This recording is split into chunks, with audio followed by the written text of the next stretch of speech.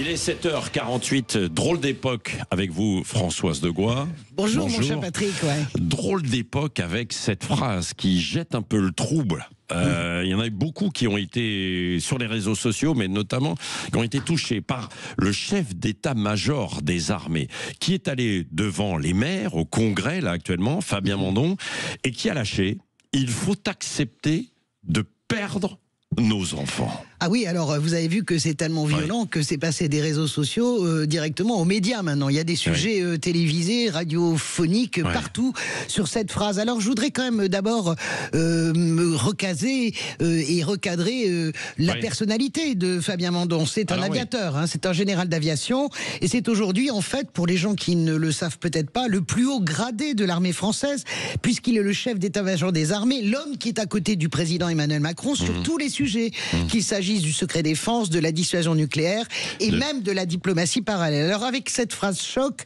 prononcée devant des maires sidérés, hein, ça je peux vous le dire, il y a des gens qui assistaient à la conférence, il a déclenché une tempête. Mais que dit-il Fabien Mandon? Il dit que la Russie continue de s'armer. Son armée compte déjà 1 300 000 hommes et elle continue de recruter, ce qui pourrait monter à 2 millions en 2030. Il dit aussi qu'elle fabrique la Russie plus d'armes et de munitions qu'elle ne tire sur le front ukrainien et que face aux États-Unis qui se désengagent, l'Europe est nue, seule face à un ogre qui considère finalement l'OTAN comme sa seule menace existentielle. Et donc, elle pourrait nous attaquer, cette Russie, et nous devrions nous défendre. Oui, et c'est là que le bas blesse. Bah oui, Patrick, hein, vous êtes dans un moment français particulièrement difficile. Vous avez une crise politique, doublée d'une crise budgétaire, une France qui est fatiguée psychiquement. On l'entend encore avec votre invité, qui est fatiguée sur tous les plans. Il n'y a pas un endroit, en fait, où elle se sent bien, où ça va bien. Le front du chômage, le pouvoir d'achat, le logement, etc.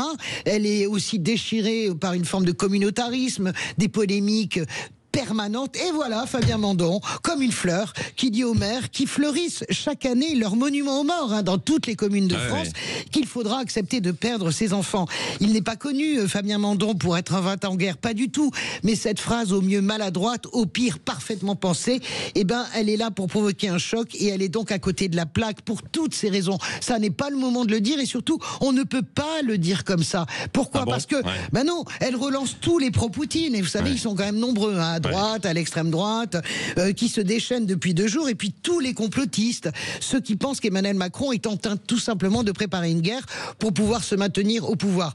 Ne souriez pas, je vous assure que j'entends ce genre de théories, moi aussi, et elles sont plus, avec vous aussi d'ailleurs, et elles sont plus nombreuses que vous le pensez, genre le président qui déclencherait la guerre pour pouvoir rester et contourner la Constitution. Parce que quand on regarde l'histoire, certains se disent quand on regarde l'histoire, bien sûr, je l'entends. C'est ce qui, je l'entends moi aussi, et du coup vous affaiblissez la cause que vous pensiez servir en alertant sur le danger russe. Il est évident ce danger russe dans toutes les ingérences, pour toutes les démocraties, mais en fait vous relancez une panique atavique, Patrick. Pourquoi? Parce que quand vous dites perdre ses enfants, eh bien immédiatement, de façon quasiment pavlovienne, eh bien vous avez quelle image? Vos enfants dans une tranchée, en train de mourir en 14-18 sur le front de la Somme. Voilà, c'est ça. Mais c'est assez inquiétant ou pas? Oui, la parole libre, elle est inquiétante parce que l'armée quand même, franchement, entre vous, moi, le coin de la table, Jean-François Aquili et moi, on se le disait tout à l'heure, c'est la grande muette.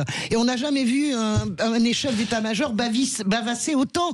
Il jacasse. C'est pas la première fois qu'il s'exprime. Il s'est déjà exprimé devant l'Assemblée nationale avec ce genre de petites phrases. On sait qu'il est très proche d'Emmanuel Macron, qui lui confie des missions diplomatiques, ce qui, au passage, fait carrément. Ce qui non, ça n'est pas normal. Il élargit beaucoup trop ses compétences. La cellule diplomatique de l'Élysée est littéralement en guerre avec des sacs de sable contre Fabien Mandon.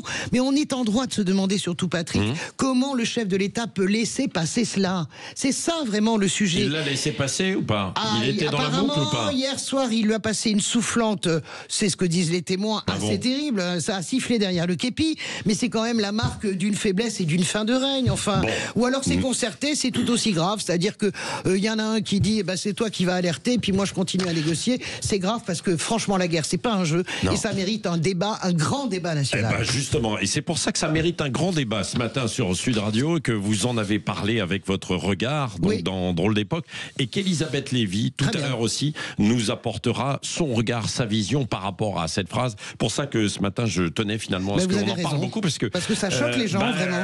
Alors, ça choque, ou alors ça doit réveiller, enfin, je sais pas. On verra ce que nous dira Elisabeth Lévy. Ce que nous dira peut-être aussi l'invité politique de Jean-François Achilly, tout à l'heure à 8h15. Bonjour Jean-François. Bonjour Patrick, ce sera Louis Alliot, le maire Rassemblement National de Perpignan. Je lui poserai la question effectivement sur cette déclaration extravagante du chef d'État-major.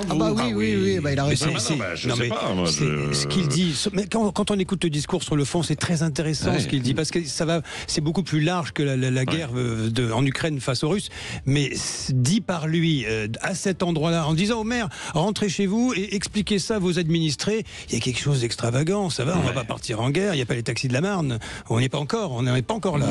On ne sera jamais, surtout. Je questionne Louis Alliot également, évidemment, sur la lutte contre le narcotrafic et la visite importante ce matin de Gérald Darmanin et Laurent Nunez à Marseille. Nous parlerons aussi de cette annonce de la hausse de la taxe foncière et ce petit commencement de frémissement, de rétropédalage de l'État là-dessus. Bercy a dit on va voir. Attendez, mais quand même, Louis on met ça en route. Louis Alliot, le maire Louis Alliot, 8h15, 8h30, et vous réagirez, bien sûr, 0826 300 300. Dans un instant, c'est une exclusivité. Les chevaliers du matin ont reçu les gardiens du Louvre. Voilà.